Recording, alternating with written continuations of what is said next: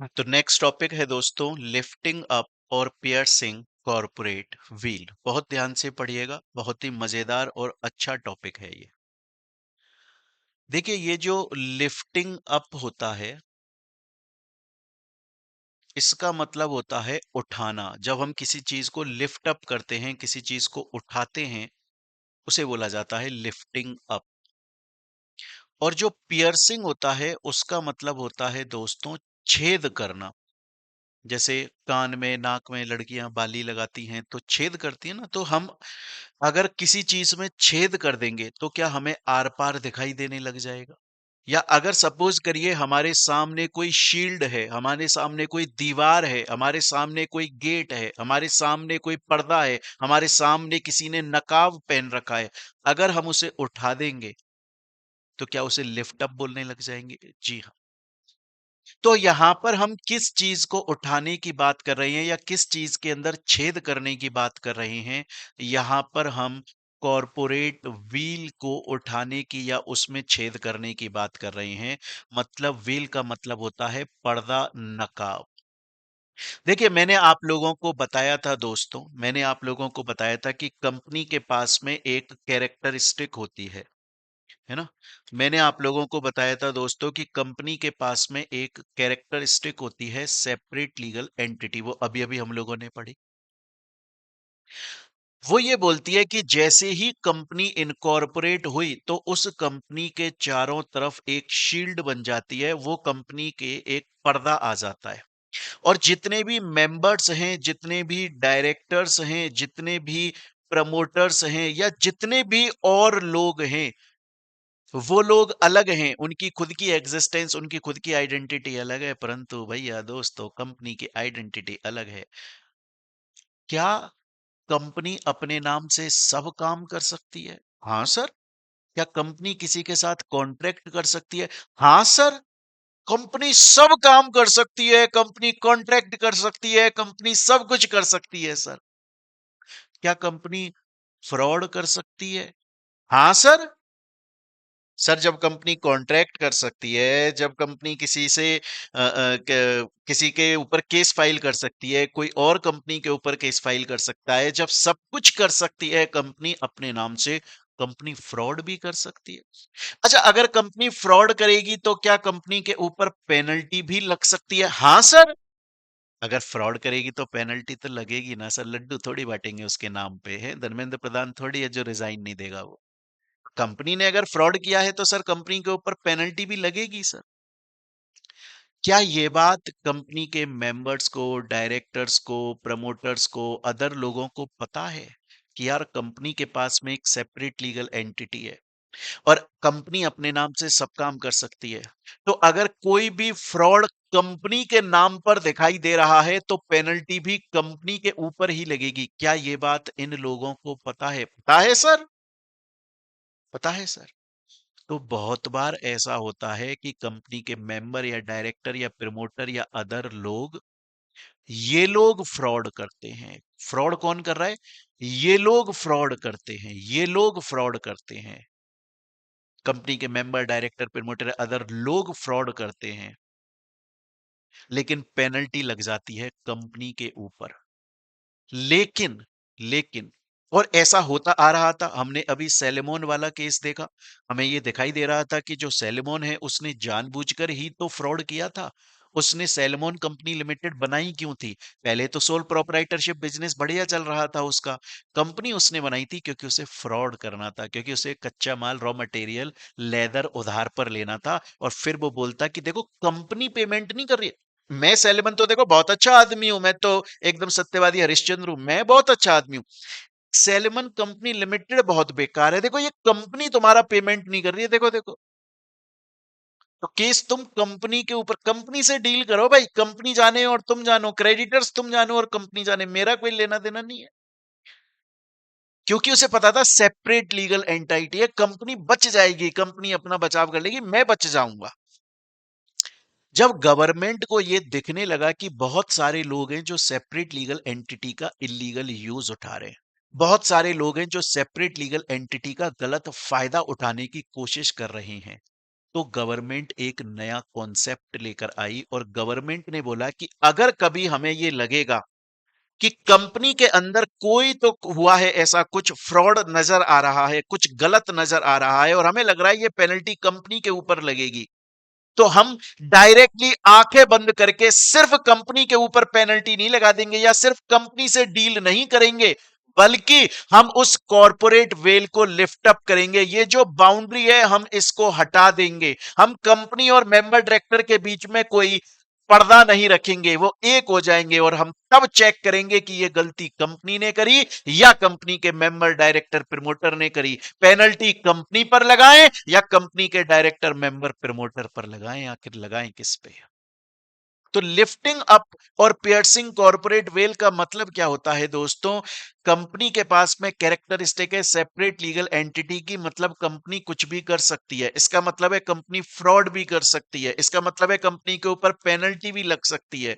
तो कंपनी के member director या जितने भी लोग होते हैं, बहुत बार ऐसा होता है कि वो लोग कुछ गलत करते हैं, जैसा हमने केसेस में देखा, जैसे हमने रिकंडोली टी एस्टेट में देखा कि जो 7 दोस्त थे उनके पास में चाय के बागान थे, वो लोगों के ऊपर टैक्स लग रहा था, सिर्फ टैक्स बचाने के लिए, टैक्स को एग्जेम्प्ट करने के लिए उन्होंने बोला क्यों ना है हम एक कंपनी बना लें। अब देखिए उनका इंटेंशन कितना गलत है। कंपनी वो अपने पर्पस के लिए नहीं बना रहे हैं, बल्कि वो बोल रहे हैं कि सिर्फ टैक्स बचाने के लिए कंपनी बनानी है। सैलमोन देखो कितना गलत आदमी था। सैलमोन ने कंपनी बनाई, सैलमन कंपनी, सिर्फ इसलिए कि क्रेडिटर से माल उधार पे ले और बाद में पेमेंट ना करे। जब गवर्नमेंट को यह दिखाई दिया कि सेपरेट लीगल एंटिटी कैरेक्टरिस्टिक का गलत फायदा उठाया जा रहा है, तो कंपनी बोली कि हम एक कॉन्सेप्ट लेकर आ रहे हैं, लिफ्टिंग अप और पियर्सिंग कॉर्पोरेट वेल। जब भी हमें लगेगा कि यार ये गलती शायद कंपनी की नहीं है, ये हो सकता है मेंबर की है, हो सकता है प्रमोटर की है, हो सकता है डायरेक्टर की, हो सकता है शेयर होल्डर की, हो सकता है कंपनी के अदर लोगों की है, हम कॉर्पोरेट वेल को उठाएंगे, हम उसमें छेद कर देंगे, मतलब हम सच्चाई का पता लगाएंगे। कैसे लगाती होगी, कैसे लगाती होगी?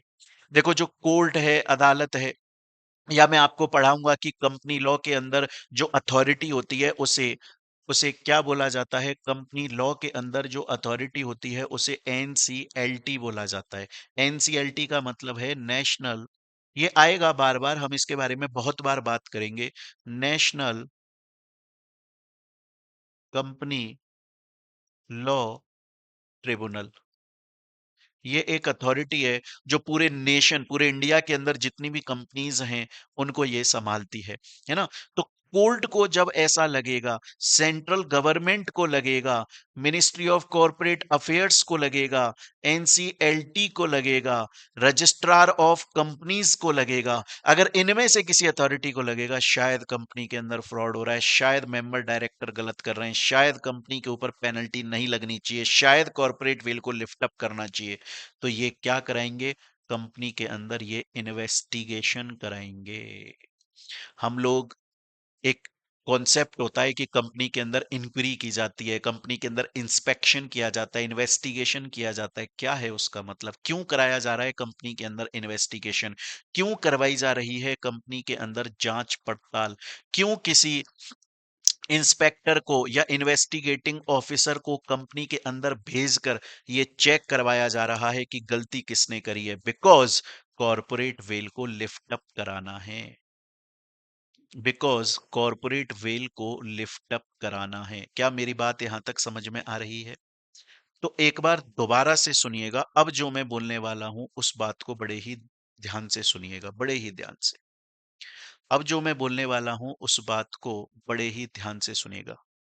क्या लिफ्टिंग अप, क्या लिफ्टिंग अप या पियर्सिंग कॉर्पोरेट वेल ये बोलता है कि कंपनी के रॉन्ग एक्ट्स के लिए, बहुत ध्यान से सुन लीजिएगा, कंपनी के रॉन्ग एक्ट्स के लिए कंपनी के डायरेक्टर्स, मतलब कंट्रोलिंग माइंड, कंपनी का कंट्रोलिंग माइंड, कंपनी का माइंड को कौन कंट्रोल करता है? कंपनी के माइंड को कंपनी के डायरेक्टर्स कंट्रोल करते हैं। पता है आपको क्यों अपॉइंट करते हो कंपनी में डायरेक्टर?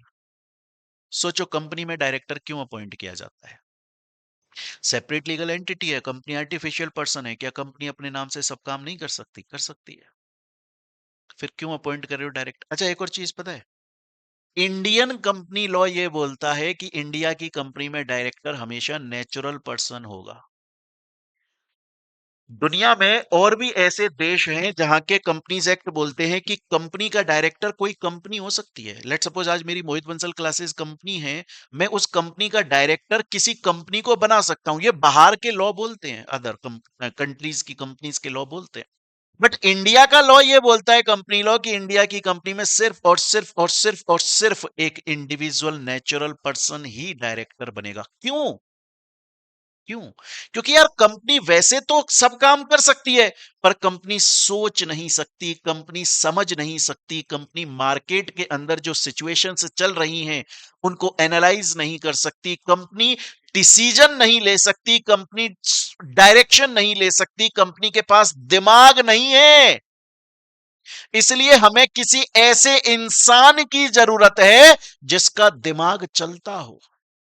इसीलिए कंपनी में डायरेक्टर अपॉइंट किए जाते हैं, और कंपनी के अंदर जो डायरेक्टर्स होते हैं उन्हें बोला जाता है कंट्रोलिंग माइंड ऑफ कंपनी, क्योंकि वो कंपनी के माइंड को कंट्रोल कर रहे हैं, क्योंकि डायरेक्टर जो डिसीजन ले रहा है वही कंपनी फॉलो कर रही है।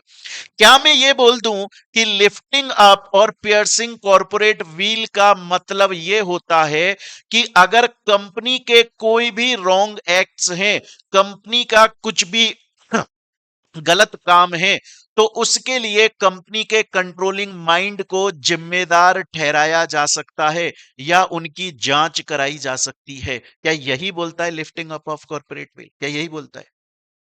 क्या lifting up of corporate veil यही बोल रहा है कि अगर गलती कंपनी ने करी, अगर रॉन्ग एक्टिविटी कंपनी ने करी, तो जो कंपनी का कंट्रोलिंग माइंड है, जो कंपनी के डायरेक्टर्स प्रमोटर्स हैं, हम उनकी भी जांच करेंगे, उनको रेस्पॉन्सिबल ठहराया जा सकता है, कॉर्पोरेट वेल को लिफ्ट अप करके सच्चाई का पता लगाया जा सकता है, गलती किसने करी, पेनल्टी किस पे लगनी चाहिए। हां सर, लिफ्टिंग अप और पियर्सिंग कॉर्पोरेट व्हील यही बोलता है। अब सुनिएगा, स्टूडेंट बोलता है, सर आपने जब सेपरेट लीगल एंटिटी कैरेक्टरिस्टिक समझाई, आपने जब हमें 4 केस लॉ समझाए, हमें तभी समझ में आ गया था lifting up of corporate wheel. क्योंकि आपने हमें एक बात बोली थी, आपने हमें यह बोला था कि जब इंडिया के अंदर पहली बार कंपनीज एक्ट आया था 1866 के अंदर, पहली बार कंपनीज एक्ट इंडिया में आया था, तब उस कंपनीज एक्ट के अंदर सेपरेट लीगल एंटिटी नाम की कैरेक्टरिस्टिक तो थी, लेकिन लिफ्टिंग अप और पियर्सिंग कॉर्पोरेट वेल नाम की कैरेक्टरिस्टिक नहीं थी। यह हमें समझ में आ गया। आपने बताया था जब पहली बार भारत में इंडियन कंपनीज एक्ट आया था तब सेपरेट लीगल एंटिटी कैरेक्टरिस्टिक थी, लेकिन लिफ्टिंग अप वाली कैरेक्टरिस्टिक नहीं थी। तो लोग क्या करने लगे, सेलेमोन जैसे लोग, T Kandoli Kandoli tea estate के अंदर जो 7 लोग थे, वो लोग क्या करने लगे, इसका गलत फायदा उठाने लगे। गवर्नमेंट को समझ में आया सेपरेट लीगल एंटिटी का गलत फायदा उठाया जा रहा है, तो गवर्नमेंट ने एक नया कॉन्सेप्ट लॉन्च किया जिसको बोला जाता है लिफ्टिंग अप और पियर्सिंग कॉर्पोरेट व्हील। क्या मेरी बात यहां तक समझ में आई दोस्तों आपको? हाँ सर, लिफ्टिंग अप का मीनिंग तो हमें समझ में आ गया। अब सुनिएगा, अब सुनिएगा सर, कौन कौन सी ऐसी सिचुएशंस होंगी जिनके अंदर अथॉरिटी कंपनी की कॉर्पोरेट व्हील को लिफ्ट अप करती होगी? ऐसी कौन कौन सी सिचुएशंस हैं? क्या ऐसी सिचुएशंस हैं? जी हाँ, ऐसी सिचुएशंस हैं, और ऐसी हर सिचुएशन को मैं बहुत सारे केस लॉ से आप लोगों को पढ़ाऊंगा। मैं काफी सारे केस लॉज आप लोगों के लिए यहां पर लेकर आया हूं। ऐसी काफी सिचुएशंस हैं। पास्ट हमें बताता है, हिस्ट्री हमें बताती है कि जब जब ऐसा हुआ था, तब तब कॉर्पोरेट वेल को लिफ्ट अप किया गया था उस पर्टिकुलर केस में, और पता चला था गलती कंपनी के मेंबर डायरेक्टर की है और पेनल्टी उन पर लगाई गई थी। हम उन सिचुएशंस को पढ़ेंगे। देखिए, हिस्ट्री या पास्ट हमें क्या बताता है? वो ये बताता है कि देखो, पहले ना किसी ने ये गलती करी थी, तुम मत करना। तो कंपनी के अंदर बहुत सारे केसेस हुए और उसमें कॉर्पोरेट वेल को लिफ्ट अप किया गया। तो कंपनी लॉ ने बोला, सुनो, इनको ना एक बेंचमार्क सिचुएशंस बना दो, इन सिचुएशंस को बेंचमार्क सिचुएशन बना दो, कि अगर ऐसा कभी भी किसी कंपनी में नजर आ रहा है कि टैक्स को बचाने के लिए कोई फ्रॉड हुआ है, पब्लिक पॉलिसी के खिलाफ कोई फ्रॉड हुआ है, तो केस लॉ हुआ था पहला कि देखो टैक्स को बचाने के लिए भी ना फलाने ने ऐसा किया था, तब कॉर्पोरेट वेल को लिफ्ट अप करके पता चला मेंबर ने गलती करी है। तो गवर्नमेंट ने, लॉ ने ऐसी सिचुएशन फिक्स कर दी। हम पढ़ेंगे ऐसी कौन कौन सी सिचुएशंस हैं जिसमें कॉर्पोरेट वेल को लिफ्ट अप किया जाता है। क्लियर है? मैं ये बात आप लोगों को अभी इसी क्लास में डिटेल में पढ़ाने वाला हूं, लेकिन उससे पहले एक जरूरी बात, लेकिन दोस्तों उससे पहले एक जरूरी बात, मैं जब भी कभी स्टूडेंट्स को लिफ्टिंग अप या पियर्सिंग कॉर्पोरेट वेल पढ़ाना शुरू करता हूं या पढ़ाता हूं, तब कुछ बच्चे मेरे से बोलते हैं कि सर, क्या लिफ्टिंग अप या पियर्सिंग कॉर्पोरेट वेल को एक और नाम से बोला जाता है? मैं पूछता हूं कौन सा नाम? तो बच्चे बोलते हैं, क्या सर इसको डॉक्ट्रिन ऑफ ऑल्टर ईगो के नाम से भी बोला जाता है? सर, क्या इसे डॉक्ट्रिन ऑफ ऑल्टर ईगो के नाम से भी बोला जाता है? तो मैं उन बच्चों से बोलता हूं, नहीं। वो स्टूडेंट्स बोलते हैं कि सर, हम तो अब तक ये समझते थे कि लिफ्टिंग अप या पियर्सिंग कॉर्पोरेट व्हील का मतलब डॉक्ट्रिन ऑफ ऑल्टर ईगो के मीनिंग का मतलब ये दोनों सेम होते हैं सर, हम तो ये समझते थे। और मैं बच्चों को बोलता हूं, जी नहीं, ये एक दूसरे के जस्ट अपोजिट हैं। जस्ट अपोजिट है। क्या सर ये डॉक्ट्रिन ऑफ ऑल्टर ईगो हमारे कोर्स में है? क्या हमारे मॉड्यूल में ये दिया हुआ है? जी नहीं दिया हुआ है। क्या आप अभी डॉक्ट्रिन ऑफ ऑल्टर ईगो पढ़ाने वाले हो? थोड़ा सा बताने वाला हूं, ताकि माइंड में आपको ये क्लैरिटी मिल जाए कि लिफ्टिंग अप या पियर्सिंग कॉर्पोरेट व्हील और डॉक्ट्रिन ऑफ ऑल्टर ईगो, ये दोनों अलग अलग कॉन्सेप्ट हैं, दोनों सेम नहीं हैं, दोनों एक दूसरे के अपोजिट हैं। और डॉक्ट्रिन ऑफ ऑल्टर ईगो को समझाने के लिए दोस्तों, मैं आप लोगों को यहां पर एक केस लॉ भी समझाऊंगा। ये केस लॉ है, एयरटेल का केस लॉ हुआ था 2G स्पेक्ट्रम का जब घोटाला हुआ था, तब का ये केस लॉ है।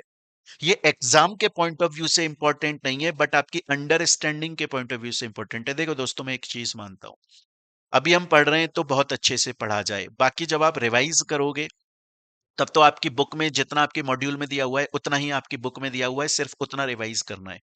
पर आपको पता है, ऐसा बहुत बार देखा गया है कि बच्चों को एक प्रॉब्लम फील होती है कि सर, लॉ ना लेंदी है, सर लॉ ना रिवाइज नहीं होता, सर लॉ ना लंबे टाइम तक रिटेन नहीं रहता। अरे यार दोस्त, एक्चुअली में तुमने रटा था, रटा था तुमने, इसलिए तुम्हें याद नहीं रहता।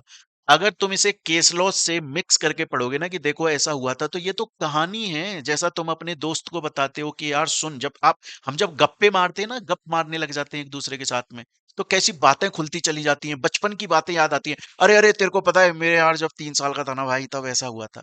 क्यों बोल रहे हो आप वो बातें? क्योंकि वो कहानियों की तरह आपके माइंड में फिट हैं। लॉ भी यार कहानी की तरह फिट हो जाता है, बस आपको केस लॉ का रेफरेंस देखना पड़ता है। वो केस लॉ याद है कि यार सुन सुन सुन, वो ऐसा हुआ था भाई, सेपरेट लीगल एंटिटी में वो सैल्मन वाला ऐसा था, ली एयर फार्मिंग वाला ऐसा था, याद आ गया मेरे को, कॉन्सेप्ट याद आ गया। That's it. तो अभी मैं आपको ये बताने वाला हूं कि जो डॉक्ट्रीन ऑफ ऑल्टर ईगो होता है दोस्तों, वो एकदम अलग होता है lifting up of corporate wheel. इसीलिए मैंने आपको पहले एक चीज बताई थी, अगर आपको याद हो, मैंने अभी अभी थोड़ी देर पहले आपको ये बोला था कि क्या लिफ्टिंग अप या पियर्सिंग कॉर्पोरेट व्हील को हम ये बोल सकते हैं कि कंपनी के जो रॉन्ग एक्ट्स हैं, उनके लिए कंपनी का जो कंट्रोलिंग माइंड है, डायरेक्टर्स, उनको गलत जिम्मेदार ठहराया जा सकता है। तो for wrongful acts of company, controlling mind of company can also become responsible। जी हाँ, ठीक है। अब मैं आपको डॉक्ट्रिन ऑफ ऑल्टर ईगो पर एक बार लेकर चलता हूं, मेरी बात को बड़े ध्यान से सुनेगा। एक केस लो बताता हूं मैं आपको। ये केस कौन सा है? Sunil Bharti Mittal versus CBI. सुनील भारती मित्तल कौन है? एयरटेल कंपनी के ओनर, डायरेक्ट। क्लियर है ये चीज? अब हुआ ऐसा था दोस्तों, ये जो एयरटेल कंपनी है ना, अच्छा उससे पहले, ये ऑल्टर ईगो शब्द का मतलब क्या होता है? ऑल्टर ईगो, इस शब्द का दोस्तों मतलब क्या होता है, क्या आपको पता है? इस शब्द, ये एक लेटिन शब्द है दोस्तों, ऑल्टर ईगो एक लेटिन शब्द है, और इसका मतलब होता है अदर आई। अदर आई का मतलब होता है दूसरी आंख, या हम इसे ऐसे बोल सकते हैं mirror image. Mirror image, mirror image मतलब जो चीज हम कांच में, लेट सपोज आज आपके सामने मिरर है, अगर उस मिरर के सामने आप आ जाओगे और देखोगे तो क्या आप खुद को देख पाओगे? हाँ। अच्छा, मिरर के सामने अगर मैं ऐसे मोबाइल लेके खड़ा हो जाऊं तो क्या ये मोबाइल एज इट इज दिख जाएगा? हाँ। अच्छा, मोबाइल मिरर के सामने अगर मैं ऐसे कैमरे की बैटरी लेकर खड़ा हो जाऊं तो क्या वो दिख जाएगी? हाँ। क्या मिरर हमें वही शो करता है जो असलियत में है? हाँ, वही शो करता है। डॉक्ट्रिन ऑफ ऑल्टर ईगो ये बोलता है, डॉक्ट्रिन ऑफ ऑल्टर ईगो ये बोलता है कि एक कंपनी मिरर इमेज होती है उसके कंट्रोलिंग माइंड की। कंट्रोलिंग माइंड मतलब डायरेक्टर्स। मतलब अगर सपोज करिए, एग्जाम्पल के तौर पे सपोज करिए, वो ये बोलने की कोशिश कर रहा है डॉक्ट्रिन ऑफ ऑल्टर ईगो कि अगर एक मिरर, एक कांच सामने रखा हुआ है और अगर कंपनी का डायरेक्टर आ जाए उस मिरर के सामने, तो वो डायरेक्टर किसको देखेगा, किसकी परछाई उसे दिखेगी मिरर में? खुद की। वो ये बोल सकता है कि मुझे कंपनी की परछाई दिख रही है। तो डायरेक्टर जो कंट्रोलिंग माइंड है वो कंपनी की मिरर इमेज होती है। जब हम जेट सपोज जैसे हम मुकेश अंबानी को देखते हैं, तो मुकेश अंबानी जी को जब आप देखते हो तो आप बोलते हो ये रिलायंस का डायरेक्टर है, मुझे इसमें रिलायंस दिखाई दे रहा है, ये रिलायंस की मिरर इमेज है। तो doctrine of alter ego, alter ego ये लेटिन शब्द का मतलब होता है मिरर इमेज। मतलब अगर आज ये मिरर है और अगर कंपनी का डायरेक्टर इस मिरर के सामने आ जाएगा तो उसे खुद को दिखाई दे रहा है, वो मिरर में खुद को देख पा रहा है, मतलब वो मिरर में कंपनी को देख पा रहा है। मतलब हम जब डायरेक्टर को देखते हैं मतलब हम कंपनी को देख रहे हैं। क्या ये अपोजिट नजर आ रहा है lifting up of corporate veil से? क्योंकि lifting up of corporate veil ये बोल रहा था कि भैया सेपरेट लीगल एंटिटी, कंपनी एक अलग है और डायरेक्टर लोग अलग हैं। डॉक्ट्रिन ऑफ ऑल्टर ईगो ये बोल रहा है कि ये मिरर इमेज है। आ रही है मेरी बात यहां तक समझ में? अब केस लॉ सुनिएगा दोस्तों, अब केस लॉ सुनिएगा, केस लॉ सुनिएगा। हुआ ऐसा था कि एयरटेल कंपनी के अंदर 5 डायरेक्टर थे। 2008 की बात है ये, जब 2G स्पेक्ट्रम 2G स्कैम घोटाला हुआ था। एयरटेल कंपनी के अंदर कितने डायरेक्टर थे? 5 डायरेक्टर थे। उन 5 में से 3 डायरेक्टर ने ये एक्सेप्ट कर लिया कि जी हाँ, हमने स्पेक्ट्रम 2G स्कैम में फ्रॉड किया है, घोटाला किया है। मान के चलो उन्होंने 5 में से 3 डायरेक्टर ने बोला हमने स्कैम किया है, हमने फ्रॉड किया है। लेकिन 2 डायरेक्टर ने बोला हम तो इनोसेंट हैं, हमने कुछ भी नहीं किया है। तो अब मेरे कुछ सवाल आपसे, क्योंकि 3 जो डायरेक्टर्स हैं उन्होंने तो एक्सेप्ट कर लिया था, 3 डायरेक्टर्स ने तो ये बोल दिया था कि जी हाँ, हमने फ्रॉड किया है, हमने गलत किया है। मैंने आपको बोला डॉक्ट्रिन ऑफ ऑल्टर ईगो का मतलब है कि कंपनी के जो कंट्रोलिंग माइंड, कंपनी के जो डायरेक्टर हैं वो कंपनी की मिरर इमेज है। क्या इसका मतलब ये निकल के आता है कि अगर डायरेक्टर का कोई मेंस रिया है? सर मेंस रिया क्या होता है? आपने 11 12th में इनमें पढ़ा होगा दोस्तों। मेंस रिया का मतलब होता है गिल्टी माइंड। मतलब मेरे माइंड में अगर कुछ गलत है और मैंने कोई एक्टिविटी करी है गलत जानबूझ के, तो चेक किया जाता है कि मेरे से अचानक से वो गलत एक्टिविटी हो गई या मैं जानबूझ के करना चाहता था। गिल्टी माइंड मेरा है कि नहीं है? जैसे मैं बाइक चला रहा हूं और मेरे से एक्सीडेंट हो गया तो मेरा मेंस रिया, गिल्टी माइंड नहीं था, मैंने जानबूझ के ठोकी है तो मेंस रिया था। मैं ये बोल रहा हूं डॉक्ट्रिन ऑफ ऑल्टर ईगो बोलता है कि डायरेक्टर कंपनी की मिरर इमेज होता है। हम डायरेक्टर को देखते हैं मतलब हम कंपनी को देखते हैं। मैं ये बोल रहा हूं कि अगर मानकर चलिए एयरटेल कंपनी के 3 डायरेक्टर ने बोला कि हम फ्रॉड हैं, क्या हम ये बोलें कि कंपनी ने बोला है कि हम फ्रॉड हैं? क्या हम ये बोलें कि कंपनी ने बोला है कि हम फ्रॉड हैं? तो क्या मैं ये बोल दूं कि एयरटेल कंपनी के जो 3 डायरेक्टर थे जिन्होंने बोला जी हां, हमने 2G स्कैम के अंदर घोटाला किया है, तो क्या डॉक्ट्रिन ऑफ ऑल्टर ईगो ये बोलता है कि ये डायरेक्टर कंपनी के मिरर इमेज हैं? अगर ये बोल रहे हैं कि मेरा मेंस रिया था, मैंने गलत किया, मैंने 2G स्पेक्ट्रम में कुछ फ्रॉड किया, क्या हम ये बोलें कि ये जो एयरटेल कंपनी है ये इसने फ्रॉड किया, इसने फ्रॉड किया? जी हां sir, doctrine of alter ego ये बोलता है कि अगर कंट्रोलिंग माइंड ने कुछ गलत किया है तो उसके लिए कंपनी को भी गलत माना जाएगा। अगर डायरेक्टर्स का कोई मेंस रिया है, गलत काम करने का इरादा है, माना जाएगा कंपनी का भी मेंस रिया है, कंपनी का भी गलत काम करने का इरादा है, इरादा है। अच्छा सर, जो दो डायरेक्टर बच गए, जो दो डायरेक्टर्स बच गए, क्या अब ये बोला जाएगा क्योंकि कंपनी का मेन सरिया आ रहा है, क्योंकि कंपनी को फ्रॉड माना जा रहा है, क्योंकि कंपनी को गिल्टी माइंड माना जा रहा है, तो जो दो डायरेक्टर बच गए उनको भी मेन सरिया माना जाना चाहिए, उनको भी गिल्टी माइंड नहीं। डॉक्ट्रिन ऑफ ऑल्टर ईगो क्या बोलता है? डॉक्ट्रिन ऑफ ऑल्टर ईगो बोलता है कि डायरेक्ट कंट्रोलिंग माइंड ने जो गलती करी है उसकी वजह से कंपनी को रेस्पॉन्सिबल ठहराया जा सकता है, लेकिन कंपनी ने जो गलती करी है उसकी वजह से डायरेक्टर्स को रेस्पॉन्सिबल नहीं ठहराया जा सकता। तो जो दो डायरेक्टर है उनको रेस्पॉन्सिबल नहीं ठहराया जा सकता, क्योंकि क्योंकि इस कंपनी को गलत ठहराया जा रहा है। क्या क्या डॉक्ट्रिन ऑफ ऑल्टर ईगो और lifting up of corporate veil अलग अलग बात बोल रहे हैं? हमने lifting up of corporate veil में मैंने क्या बोला था? कंपनी अगर गलत है तो कंपनी के कंट्रोलिंग पर्संस को भी गलत माना जाएगा। तो क्या हम lifting up of corporate veil में कंपनी को पहले गलत मानते हैं और फिर थ्रू कंपनी हम लिफ्टिंग अप उसको कॉर्पोरेट वेल को लिफ्ट अप करके डायरेक्टर्स को भी लाइबल ठहराते हैं? क्या ये बोलता था lifting up of corporate veil? हाँ सर। अगर lifting up of corporate veil होता तो हम कंपनी की कॉर्पोरेट वेल को लिफ्ट करते और हम सैलमोन कंपनी लिमिटेड से सैलमोन के पास में पहुंचते और पता लगाते इस सैलमोन डायरेक्टर ने फ्रॉड किया है। Lifting up of corporate veil बोलता है कि कंपनी से डायरेक्टर्स को लाइबल ठहराना, बाया कंपनी डायरेक्टर्स को लाइबल ठहराया जा रहा है, जबकि डॉक्ट्रिन ऑफ ऑल्टर ईगो बोलता है डायरेक्टर से कंपनी को लाइबल ठहराना। समझ में आ रहा है? दोनों अपोजिट हैं। तो अगर अब आपके माइंड में, हालांकि बहुत सारे बच्चे ऐसे होते हैं जिन्हें ये पता ही नहीं होता है sir doctrine of alter ego है क्या।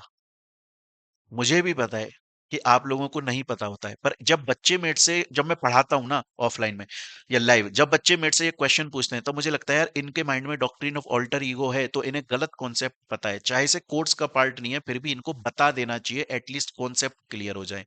तो याद रखेगा, lifting up of corporate veil बोलता है हमें शक तो कंपनी के ऊपर है कि फ्रॉड कंपनी ने किया है, बट हम डायरेक्टर्स को भी लपेटे में ले रहे हैं कॉर्पोरेट वेल को लिफ्ट अप करके।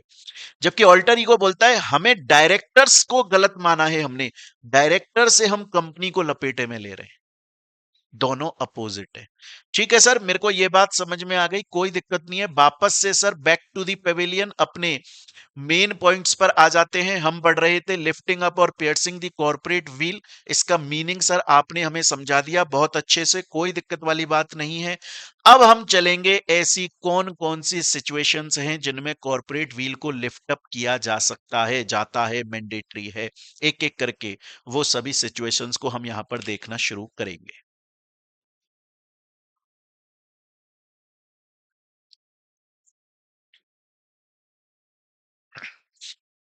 देखिएगा दोस्तों, एक एक करके हम वो सिचुएशंस को देखना शुरू करेंगे। सबसे पहली सिचुएशन आती है protection of revenue. Protection of revenue. अब प्रोटेक्शन ऑफ रेवेन्यू का मतलब क्या है? नॉर्मली इसको दोस्तों हम टैक्स एवेजन भी बोलते हैं। क्या बोलते हैं? Tax evasion. तो आप ये जो पहला हमारा सिचुएशन है ना जिसमें कॉर्पोरेट व्हील को लिफ्ट अप किया जा रहा है, आप उसे प्रोटेक्शन ऑफ रेवेन्यू भी बोल सकते हो, या आप उसे टैक्स इवेजन भी बोल सकते हो। इवेजन का मतलब होता है टैक्स की एक तरह से चोरी करना। बहुत बार ऐसा होता है कि कंपनी के अंदर टैक्स की चोरी करी जा रही होती है या रेवेन्यू को प्रोटेक्ट किया जा रहा होता है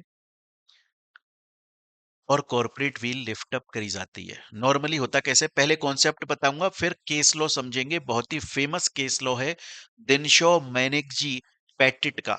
हालांकि एक और केस लॉ है Juggilal versus commissioner of income tax का, बट जो सबसे फेमस है वो दिनशॉ मैनेगजी वाला है, उसको मैं बताऊंगा। पर सुनिए, ये बोलता है प्रोटेक्शन ऑफ रेवेन्यू या टैक्स एवेजन, ये बोलता है कि जो कंपनी के मेंबर्स हैं या प्रमोटर्स हैं या कंपनी के जो डायरेक्टर्स हैं, अगर हम उनकी इंडिविजुअल कैपेसिटी में बात करें तो वो इंडिविजुअल तो वो इंडिविजुअल नेचुरल पर्सन है। कौन है वो इंडिविजुअल नेचुरल पर्सन है। लेकिन कंपनी कंपनीज एक्ट के अंदर एक बॉडी कॉरपोरेट है।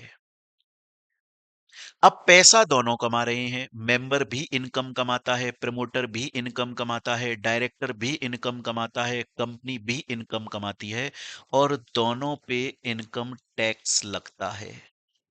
चाहे इंडिविजुअल नेचुरल पर्सन है उसकी इनकम पर भी टैक्स लगता है, चाहे से ये आर्टिफिशियल पर्सन है उसकी इनकम पर भी दोस्तों टैक्स तो लगता है। लेकिन मेंबर्स को, प्रमोटर्स को, डायरेक्टर्स को एक बात का पता है कि जो बॉडी कॉरपोरेट है, जो कंपनी है, उसको बहुत सारी टैक्स डिडक्शंस मिलती हैं। उसे ये पता है कि कंपनी को बहुत सारी टैक्स में छूट मिलती है, टैक्स में डिडक्शन मिलती है। तो होता क्या है कि ये जो कंपनी के मेंबर्स या प्रमोटर्स या डायरेक्टर्स या जो भी लोग कंपनी से रिलेटेड हैं, वो लोग अपनी खुद की पर्सनल इनकम को वो लोग खुद अपनी पर्सनल इनकम को पहले कंपनी की इनकम बना देते हैं, और फिर दूसरे तरीके से उस पैसे को अपने पास में रिसीव करते हैं। सर, दूसरे तरीके कैसे? केस लॉ से समझाऊंगा क्यों किया जा रहा है ये सब।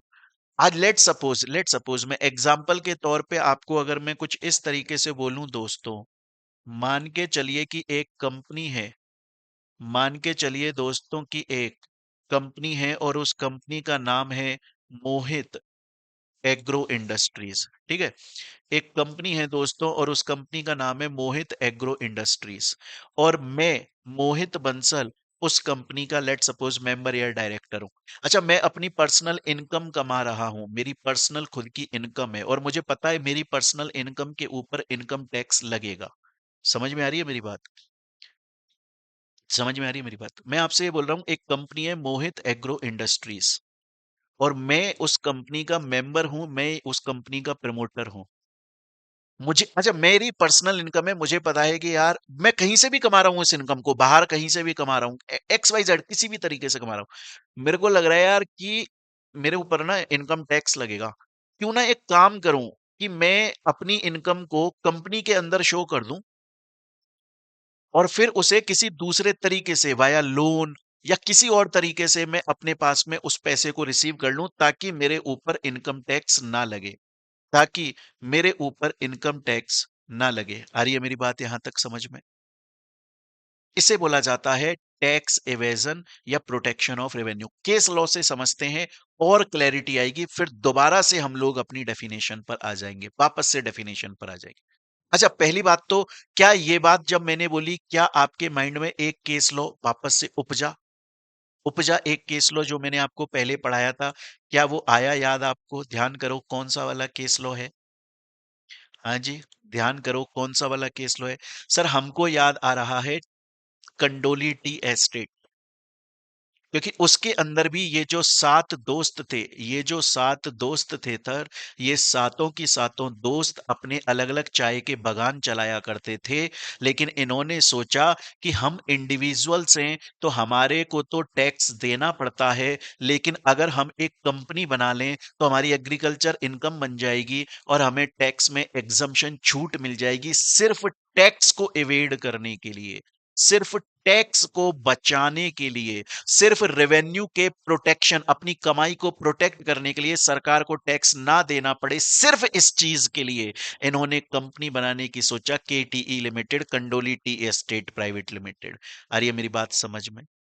अगर उस वक्त lifting up of corporate veil का कॉन्सेप्ट होता, क्या कंपनी कॉर्पोरेट व्हील को लिफ्ट अप करके बोलती कि आप कंपनी इसलिए नहीं बना रहे हो कि आपको कोई बड़ा बिजनेस करना है या आपका कोई पर्टिकुलर इंटेंशन है, नहीं, आप सिर्फ टैक्स को एवेड, टैक्स को बचाने के लिए कंपनी इनकॉर्पोरेट कर रहे हो, हम lifting up of corporate wheel करेंगे, आपके ऊपर पेनल्टी लगाई जाएगी। क्या ये बात अब आ रही है, क्लिक हो रही है आपको? हाँ सर, क्लिक तो हो रही है सर। इतना केस लॉ हमने पढ़ लिया सर अभी तक, इतना तो हमने अपनी लाइफ में नहीं पढ़ा जितना सिर्फ एक क्लास के अंदर हम लोगों ने सर केस लॉज पढ़ लिए हैं। अब इसको मैं केस लॉ से समझाता हूं दोस्तों। एक बार मैं रिवाइज कर देता हूं। प्रोटेक्शन ऑफ रेवेन्यू का मतलब क्या है? कंपनी के जो मेंबर, डायरेक्टर, प्रमोटर या कोई भी पर्सन होता है, वो अपनी पर्सनल इनकम के ऊपर टैक्स की सेविंग करने, टैक्स का सेविंग नहीं, सॉरी, टैक्स का इवेजन करने के लिए, चोरी करने के लिए अपनी इनकम को कंपनी के अंदर शो करता है, ताकि टैक्स पे उसे डिडक्शन मिल जाए, चोरी हो जाए टैक्स की, अपने रेवेन्यू को प्रोटेक्ट रखे, टैक्स ना देना पड़े। इसके ऊपर कॉर्पोरेट व्हील को लिफ्ट अप कर दिया जाता है। इस केस में कंपनी लॉ के अंदर जो कंपनी की कैरेक्टरिस्टिक है, सेपरेट लीगल एंटिटी, उसे अलग करके और कॉर्पोरेट व्हील को लिफ्ट अप करते। ऐसा एक केस हुआ था मेरे दोस्तों, जिसका नाम है दिनशो मैनेगजी पैटे। सर, क्या था ये केस लॉ? चलिए लेकर चलता हूं इस केस लॉ के ऊपर आपको। चलिए लेकर चलता हूं दोस्तों इस केस लॉ पर आपको। क्या आप इन इंसान को देख पा रहे हो? जी हाँ, इनको पता है क्या बोला जाता था? इनका नाम क्या था? सर, इनका नाम था दिनशो मैनिकजी पैटिट। क्या नाम था इनका? दिनशो मैनिकजी पैटिट। लेकिन इनको सिर्फ दिनशो मैनिकजी पैटिट नहीं बुलाया जाता था, इनको बुलाया जाता था सर दिनशो मैनिकजी पैटिट। पता है आपको ये बात? इनको बुलाया जाता था सर दिनशो मैनिकजी पैटिट। और ऐसा क्यों बुलाया जाता था दोस्तों? ऐसा क्यों बुलाया जाता था? क्योंकि मोटा पैसा था इनके पास में। बहुत अमीर व्यक्ति थे ये, बहुत मोटा पैसा था इनके पास में। और सर, इनके पास में पैसा आखिर मोटा आता कहां से था? इन्होंने ना बहुत सारी जगह पर इन्वेस्टमेंट किए हुए थे, अलग अलग जगह पर बहुत सारा पैसा इन्होंने इन्वेस्ट किया हुआ था। वहां से इनको इंटरेस्ट मिलता था, वहां से इनको डिविडेंड मिलता था, और उसके ऊपर इन्हें टैक्स पे करना पड़ता था। तो दिनशो मैनिक नाम के, सर दिनशो मैनिक नाम के एक व्यक्ति थे, जिन्होंने, मोटा पैसा था, अमीर थे, मोटे आसामी थे। इन्होंने अपना पैसा इन्वेस्ट किया हुआ था। कहां पर? बहुत सारी किसी कंपनी के सिक्योरिटीज में इन्वेस्ट किया हुआ है, किसी प्रॉपर्टी में कहीं इन्वेस्ट किया हुआ है, वहां से उन्हें इंटरेस्ट मिल रहा है, वहां से उन्हें डिविडेंड मिल रहा है, जिसके ऊपर उन्हें टैक्स पे करना पड़ता था। जब इन्हें अपने इंटरेस्ट और डिविडेंड पे टैक्स पे करना पड़ता था, तो इनका दिल रोता था। जैसे मोदी जी बोलते ना, भाइयों बहनों मेरा दिल चीख चीख कर रो रहा है, तो सर मैं दिनशो मैनिक जी का भी दिल जो था वो चीख चीख कर रोया करता था दोस्तों। तो इन्होंने क्या किया? इन्होंने बनाया मस्त प्लान, मास्टर प्लान। बाबू भैया बोलते हैं ना, मस्त प्लान है। तो सुनिएगा दोस्तों, अब इन्होंने किया क्या? इन्होंने, ये mister D, mister Dinshaw Maneck ji हैं, इन्होंने चार कंपनी इनकॉर्पोरेट कर दी। कितनी कंपनी इनकॉर्पोरेट करी? इन्होंने चार कंपनियां इनकॉर्पोरेट करी। और इन्होंने उन चार कंपनियों के अंदर, वो जो चारों कंपनियां थी, वो कोई भी बिजनेस नहीं करती थी। सिर्फ वो कंपनी इनकॉर्पोरेट कर दी, कोई बिजनेस नहीं करती थी वो कोई कंपनी। लेकिन उस कंपनी के अंदर कैपिटल के नाम पे इन्होंने क्या किया? दिनशो ने, जो उनके इन्वेस्टमेंट थे ना, वो कंपनी के नाम पर कर दिए इन्वेस्टमेंट। समझ रहे हो? तो जो दिनशो के नाम पर इन्वेस्टमेंट थे, उन्होंने क्या किया? चार अलग अलग कंपनी बनाई। और उन्होंने बोला यार, ये कंपनी कोई बिजनेस नहीं करवाऊंगा इन कंपनियों से, लेकिन कंपनी बनाई है तो थोड़ी थोड़ी इन पे कैपिटल तो डाल देता हूं कंपनी में। तो कैपिटल कैसे डालूं? अरे, मैंने जो इन्वेस्टमेंट किया हुआ है ना, वो इन्वेस्टमेंट इन चारों कंपनियों के नाम पे थोड़ा थोड़ा कर देता हूं। ये इन्वेस्टमेंट का जो अमाउंट होगा वो उनकी कैपिटल हो जाएगी। क्लियर ये चीज यहां तक? अब क्या होता था दोस्तों? इन्वेस्टमेंट तो उन्होंने कर दिया। अब जो भी इंटरेस्ट या डिविडेंड आता था, वो किसके पास में आता था? वो कंपनी के पास में आता था। किसके पास में आता था? कंपनी के पास में आता था। अब हुआ ऐसा कि ये जो कंपनी थी ना, ये टैक्स तो दे नहीं रही थी, डिविडेंड या इंटरेस्ट के ऊपर कोई भी टैक्स पे नहीं कर रही थी। और ये जो मिस्टर डी थे, इन्होंने वो अपना पैसा, जो भी डिविडेंड इंटरेस्ट का आता था, वो पैसा इन्होंने एज लोन कंपनी से ले लिया, जिसका कभी भी इन्होंने रीपेमेंट नहीं किया। तो समझ रहे हो आप? यहां पर स्टेप्स को समझने की कोशिश करो। आप यहां पे स्टेप्स को समझने की कोशिश करो। पहला स्टेप क्या था? कि मिस्टर दिनशो ने चार कंपनियां इनकॉर्पोरेट करी। क्यों करी? क्योंकि कोई भी बिजनेस नहीं करवाना था, बस उसके अंदर जो उनके इन्वेस्टमेंट थे वो कंपनी के नाम पर कर दिए। और उससे क्या हुआ, अब जो भी डिविडेंड या इंटरेस्ट मिल रहा था वो मिस्टर दिनशॉ को ना मिलके कंपनी को मिल रहा था। मतलब टैक्स किसे देना चाहिए, कंपनी को। लेकिन मिस्टर दिनशॉ ने क्या किया, कंपनी से लोन ले लिया। तो जितना भी अमाउंट उन्हें डिविडेंड इंटरेस्ट का मिला वो पूरा का पूरा पैसा इन्होंने एज लोन अपने पास में ले लिया, जिसका इन्होंने कभी भी रीपेमेंट नहीं किया कि मैंने लोन ले लिया है लेकिन मैं अब रीपेमेंट नहीं करूंगा। आ रही है मेरी बात यहां तक समझ में? इस केस में कॉरपोरेट व्हील को लिफ्ट अप किया गया और पता चला कि ये जो कंपनी बनाई गई है, इस कंपनी को बनाने का कोई बिजनेस, कोई पर्पस नहीं है। सिर्फ किस लिए ये कंपनी बनाई गई है, ये किस पर्पस से कंपनी बनाई गई है? Protection of revenue. सिर्फ इस पर्पस से ये कंपनी बनाई गई है। प्रोटेक्शन ऑफ रेवेन्यू, सिर्फ इस पर्पस से ये कंपनी बनाई गई है। आ रही है मेरी बात दोस्तों यहां तक आपको समझ में? चलिए, 1 मिनट रुके।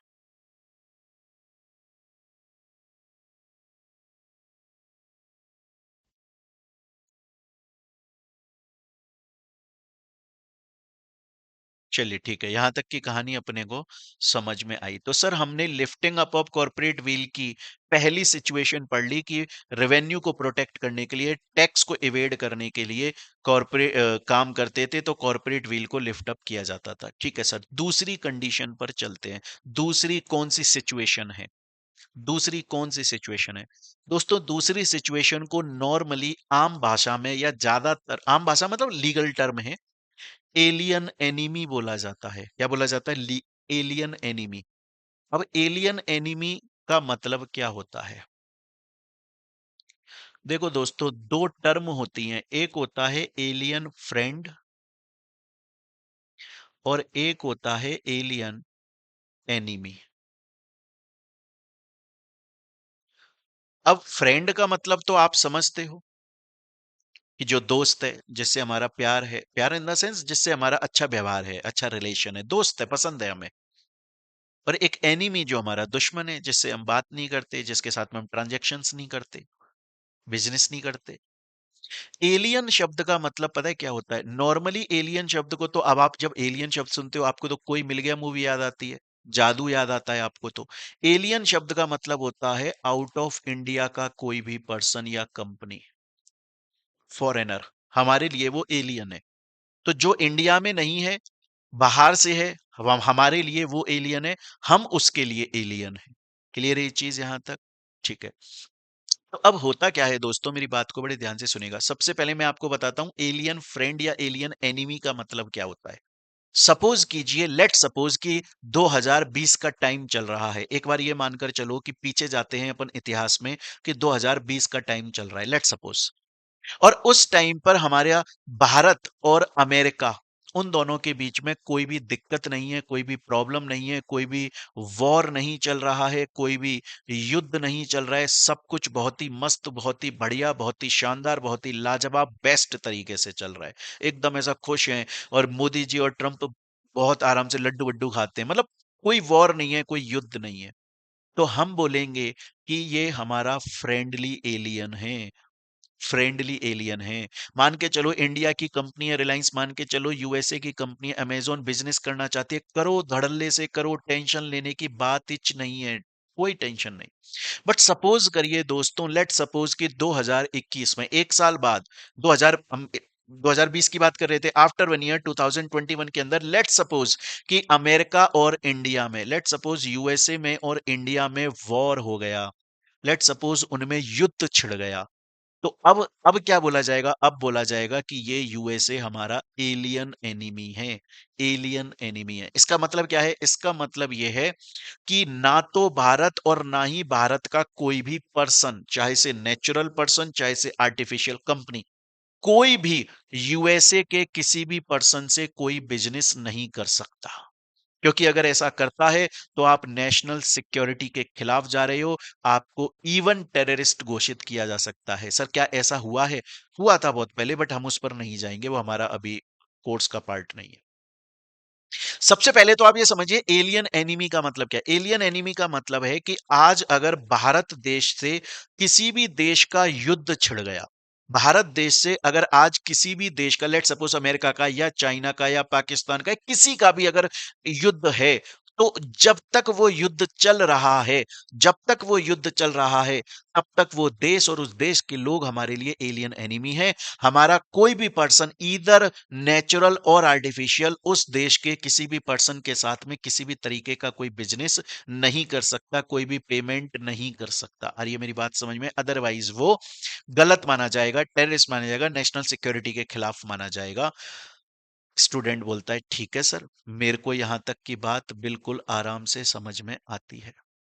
तो अभी तक मैंने आपको सिर्फ एलियन एनिमी का मतलब समझाया, लेकिन जब मैं ये बात बताता हूं बच्चों को, तो बच्चे बोलते हैं सर एलियन एनिमी का मीनिंग तो समझ में आया, पर इसका लिफ्टिंग अप या पियर्सिंग ऑफ कॉर्पोरेट वेल से क्या लेना देना है। उसके लिए दोस्तों मैं आपको पहले एक केस लॉ समझाना चाहूंगा, और एक बार मैं आपको केस लॉ समझा दूं, उसके बाद में फिर हम वापस आएंगे और वापस आकर फिर इसके जो बुक में पॉइंट्स हैं उनको पढ़ेंगे। पहले एक बार केस लॉ समझेंगे, ठीक है ना। केस लॉ बहुत ही फेमस है। केस लॉ का नाम है Daimler company limited versus continental tyre and rubber and company. ये केस लॉ का नाम है। क्या सर हमें केस लॉज एकदम ऐसे अच्छे से टिप्स पे याद करनी चाहिए? देखो, अगर नाम याद रहे केस लॉज के तो बेटर होता है, अच्छी बात होती है।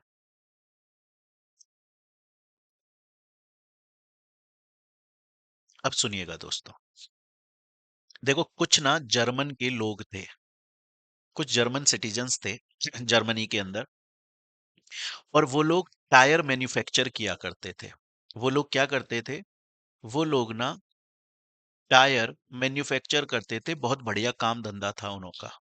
और उन्होंने टायर मैन्युफैक्चर करने के लिए जर्मनी के अंदर ही अपनी कंपनी भी इनकॉर्पोरेट कर ली है ना, जर्मनी के अंदर एक कंपनी बना ली थी, और वो क्या करती थी? टायर और रबड़ मैन्युफैक्चर किया करती थी। अच्छा, इन्हीं उन्हीं जर्मन सिटीजन्स ने जिन्होंने जर्मनी के अंदर कंपनी इनकॉर्पोरेट करी थी, उन्हीं जर्मन सिटीजन्स ने इंग्लैंड के अंदर भी एक कंपनी इनकॉर्पोरेट करी, जिसका नाम उन्होंने रखा डाइमलर कंपनी लिमिटेड। क्या नाम रखा? उन्होंने नाम रखा, इंग्लैंड के अंदर जो कंपनी इनकॉर्पोरेट करी गई उसका नाम रखा डाइमलर कंपनी लिमिटेड। क्लियर है ये चीज यहां तक? वो डाइमलर कंपनी क्या करती थी? जर्मनी के अंदर ये जो कंपनी थी, ये जो टायर और रबड़ बनाती थी, उसको यहां इंग्लैंड में लाकर और आगे फर्दर बेचा करती थी। तो अब इंग्लैंड की एक दूसरी कंपनी थी जिसका नाम था Continental tyre and rubber company. ये Continental tyre and rubber company इस डेमलर कंपनी लिमिटेड इंग्लैंड के अंदर इनसे बिजनेस किया करती थी, और बिजनेस करते करते करते करते काफी अच्छा खासा टाइम हो गया, और वर्ल्ड वॉर वन छिड़ गया। क्या छिड़ गया? वर्ल्ड वॉर वन छिड़ गया। क्लियर है ये चीज यहां तक? अब हुआ ऐसा, ये जो डाइमलर कंपनी थी, इसने कॉन्टिनेंटल टायर कंपनी से बोला, बोला आप मुझे पेमेंट कर दो, बहुत टाइम से आप मेरे से टायर और रबर लेकर, क्योंकि ये जर्मनी से लेकर आती थी और आगे बेचती थी। बोला आप मेरे से बहुत टाइम से टायर और रबर परचेज कर रहे हो, आपका बहुत सारा पेमेंट बकाया है, आप दे दो। ये जो कॉन्टिनेंटल टायर कंपनी थी, ये बोली कि मैं आपको पेमेंट नहीं दूंगी। डाइमलर ने बोला काहे नहीं दोगे बाबू, क्या बात हो गई? बोला हम इसलिए, वी विल नॉट पे एनी पेंडिंग अमाउंट बिकॉज अभी इस वक्त आप हमारे एलियन एनिमी हैं। डाइमलर ने बोला मैं कैसे एलियन एनिमी हूं भाई? डैमलर ने बोला कि यार देखो, तुम भी इंग्लैंड के अंदर हो और मैं भी इंग्लैंड के अंदर हूं, तो मैं तुम्हारा एलियन एनिमी कैसे बन गया? मैं तुम्हारा एलियन एनिमी नहीं हूं। और डेमलर को लग गया ये पेमेंट देने में नानुकुर कर रही है, तो डेमलर ने इनके ऊपर केस फाइल कर दिया। नाम क्या पड़ा? Daimler company limited versus continental tyre. क्यों केस फाइल किया? क्योंकि डेमलर बोल रही थी कि मैं इनसे पैसा मांगती हूं, ये पैसा नहीं दे रहे हैं, ये बोलकर कि अभी मैं इनकी एलियन एनिमी हूं। जब ये केस कोर्ट में गया तो कोर्ट ने बोला जी हां, आप इस वक्त एलियन एनिमी हैं। बोला कैसे एलियन एनिमी है? मैं तो एक सेपरेट कंपनी हूं। बोला वो चीज ठीक है, लेकिन आपको जिन लोगों ने बनाया, जर्मन के लोगों ने, वो जिन जो लोग आपको कंट्रोल कर रहे हैं, जो लोग आपको चला रहे हैं और जिन्होंने ये कंपनी बनाई है, वो जर्मनी के हैं, और जर्मनी और इंग्लैंड में इस वक्त वॉर है। इंग्लैंड में और जर्मनी में इस वक्त इस टाइम वॉर चल रहा है। और चाहे से आप इंग्लैंड के अंदर इनकॉर्पोरेटेड हो, वैसे हमें समझ में आता है सेपरेट लीगल एंटिटी है, कंपनी की खुद की आर्टिफिशियल पर्सन, खुद की एक एग्जिस्टेंस होती है, बट आपको जो कंट्रोल कर रहे हैं, जो चला रहे हैं, वो जर्मन लोग चला रहे हैं, इसलिए आप इस वक्त एलियन एनिमी बन जाते हो। तो अब समझ में आ रहा है कि अगर आज लेट सपोज भारत का किसी भी देश के साथ में युद्ध चल रहा है, तो हम उसके साथ में कोई भी बिजनेस नहीं कर सकते हैं। क्लियर है? हम उसके साथ में कोई भी बिजनेस नहीं कर सकते हैं। देखिएगा, अच्छा सपोज कीजिए अगर बिजनेस कर दिया, लेट सपोज कि अगर बिजनेस कर दिया, लेट सपोज इंडिया में रिलायंस कंपनी है, लेट सपोज यूएसए में अमेजोन कंपनी है, उसके साथ में बिजनेस कर दिया, तो पेनल्टी किस पर लगेगी? गवर्नमेंट बोलेगी सुनो भैया, पेनल्टी कंपनी पे नहीं लगनी चाहिए, कंपनी के अंदर जो लोग बैठे हैं ना उनको चेक करो, एट द एंड उन्होंने ही तो ये ट्रांजैक्शन किया होगा, तो उनको पकड़ो। तो देखिएगा, ये बोल रहा है कंपनी एक आर्टिफिशियल पर्सन है, इसीलिए उसका कोई नॉर्मली तो एनिमी या फ्रेंड नहीं हो सकता, लेकिन अगर वॉर चल रहा है, लेकिन अगर युद्ध चल रहा है, तो उस वक्त ये तय हो जाता है कि जिस देश के साथ में युद्ध चल रहा है वो देश हमारा एलियन एनिमी है। और इसीलिए क्या किया जाता है, कॉरपोरेट वेल को लिफ्ट अप किया जाता है, ये पता लगाने के लिए कि क्या वो देश अभी हमारा एलियन एनिमी है कि नहीं है। जैसे इस केस लॉ में देखो, कॉरपोरेट व्हील को लिफ्ट अप किया गया ये पता लगाने के लिए कि ये डेमलर कंपनी लिमिटेड जो है, क्या वो एलियन एनिमी की डेफिनेशन में फॉल होती है। पता चला होती है। कॉरपोरेट व्हील को लिफ्ट अप करके हमने बोला कि भैया इस कंपनी को बनाया तो जर्मन के ही लोगों ने, वही कंट्रोल कर रहे हैं, है ना। तो जब भी ऐसा लगता है कि यार किसी देश के साथ में हमारा वॉर चल रहा है, तो वो देश और हमारी कंपनी कहीं एलियन एनिमी तो नहीं है, कहीं बिजनेस तो नहीं हो रहा है, तो कॉर्पोरेट व्हील को लिफ्ट अप करके और सच्चाई का पता लगाया जाता है। मतलब हम उस दूसरे देश का स्टेटस डिटरमाइन करते हैं, स्टेटस का पता लगाते हैं कि यार वो देश अभी मेरे लिए एलियन एनिमी है कि फ्रेंडली एलियन है, कैसा है। इसीलिए देखो इस सिचुएशन का नाम पढ़ना, determination of enemy character of the company. पता लगाओ कि क्या वो कंपनी अभी हमारे लिए एलियन कंपनी की डेफिनेशन, एलियन एनिमी की डेफिनेशन में फॉल हो रही है कि नहीं हो रही है। कॉर्पोरेट विल को लिफ्ट अप करके इस बात का पता लगाओ।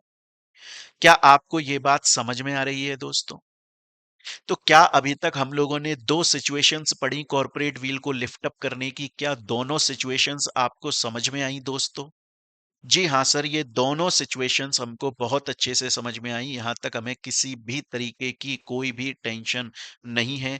चलते हैं सर हम अपनी थर्ड सिचुएशन के ऊपर, और हमारी थर्ड सिचुएशन है प्रिवेंशन ऑफ फ्रॉड।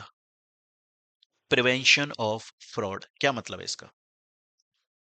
सर इसका मतलब है कि बहुत बार पास्ट में ऐसा देखा गया है, मैं केस लॉ पढ़ाऊंगा, बहुत ही फेमस केस लॉ है, जॉन्स वर्सेस लिपमैन का बहुत ही फेमस केस लॉ है।